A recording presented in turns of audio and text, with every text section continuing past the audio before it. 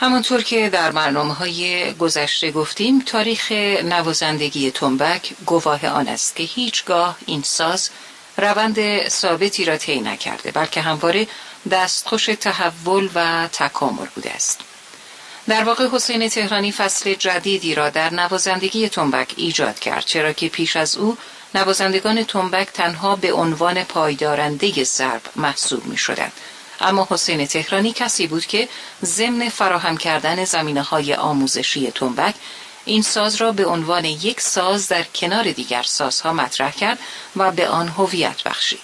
پس از تهرانی، ساز تنبک در هم نوازی با ساز تنها و ارکستر نوازی تنها پایدارنده ریتم نبود که همراه کننده آن بود. با توجه به اینکه بنیانگذار هر عرصه‌ای نمیتواند همه ابعاد آن قلمرو را تکمیل و تدوین کند، حسین تهرانی نیز تنها توانست بستر تکامل تنبک را مهیا کند. نقش امیر ناصر افتتاح از این جهت قابل توجه است که او بدون اینکه بخواهد با مجموع فعالیت‌های خود در دو نوازی و ارکستر نوازی فصل جدیدی را در فرایند سیر تحولی تنبک ایجاد کرد.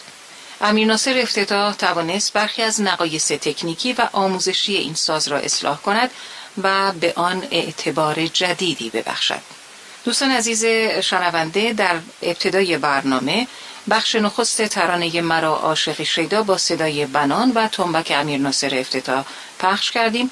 حال دعوت میکنم بشنوید قسمت دوم مرا عاشق شیدا اثر علی تجویدی با ترانه از منیر طاها و نوازندگی تنبک امیر ناصر افتتاح.